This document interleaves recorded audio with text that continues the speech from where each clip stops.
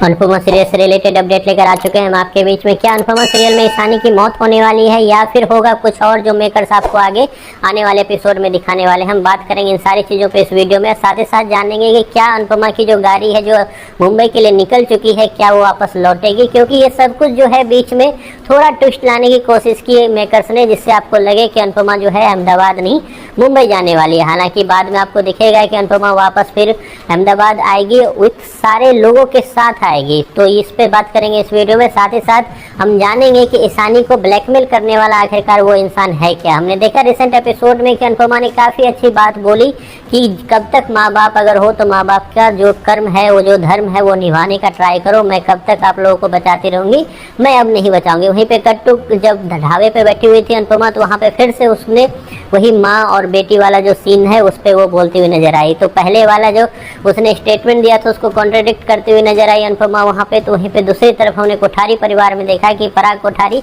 360 degree का जो change है पराग कोठारी में वो आपको नजर आया। तो वहीं पे अनिल ने काफ़ी समझदारी से बातें रखी कि ये बच्चों की लड़ाई है, बच्चों का कन्फ्यूजन है, हमें उसको सुलझाना चाहिए, ना कि उसमें हमें और आग लगाना चाहिए। सब कुछ तो हुआ, लेकिन अब बात करते हैं कि आखिरकार ईशानी ने आखिरकार जो सुसाइड करने की कोशिश की है तो क्या उसकी हो जाएगी मौत। तो उसकी मौत नहीं होने वाली है, लेकिन इतना ज़रूर है कि ईशानी का ये अटैम्प्ट जो सुसाइड का है ये कहीं ना कहीं अनुपमा को काफ़ी ज़्यादा गुस्से में लाने वाला है। और साथ ही साथ अनुपमा अब उस इंसान को ढूंढना स्टार्ट करेगी जो इंसान कर रहा है ईशानी को ब्लैकमेल। कौन है वो ईशानी को ब्लैकमेल करने वाला और कैसे उसका जो लिंक है जल्द ही आपको जुड़ता दिखाई देगा। कहाँ? कोठारी परिवार से।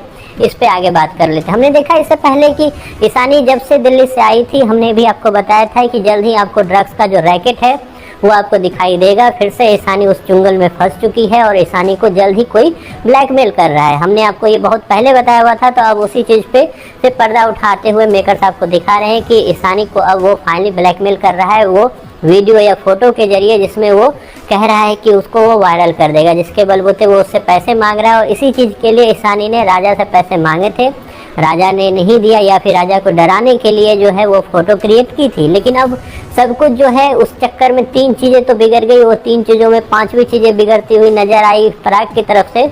उसने ना सिर्फ कोठारी परिवार को वहाँ जाने से मना किया बल्कि शाह परिवार को भी यहाँ आने से मना किया। इन सब चीज़ों में अंश अपना रोटी सेकता हुआ नजर आया। उस लालची जो रूप है उसका वो सामने हुए आता हुआ दिखाई दे रहा है। लेकिन जल्द ही आपको दिखाई देगा कि किस तरीके से वो इंसान जो ब्लैकमेल कर रहा है किसे, ईशानी को, उसका लिंक है किसके साथ? कोठारी परिवार के साथ। तो इसलिए अनुपमा की जो लड़ाई है वो सिर्फ कोठारी परिवार तक नहीं उस इंसान तक भी होने वाली है जो उससे लिंक रख रहा है। और एक साथ अनुपमा जो है कोठारी परिवार और उस इंसान को आईना दिखाने का काम करती हुई नजर आएगी, या यूँ बोलूँ कि उस इंसान पे आरोप लगाती हुई नजर आएगी। तो वसुंधरा कोठारी और पराग कोठारी को खुद ही आग लगती हुई दिखाई देगी आपको आगे जाकर, लेकिन बाद में जाकर फिर से इसकी आँख खोलने का काम फिर से करेगी कौन? तो अनुपमा। तो ये सब कुछ आपको आगे जाकर एपिसोड में दिखाया जाने वाला है। आप कितने हो एक्साइटेड?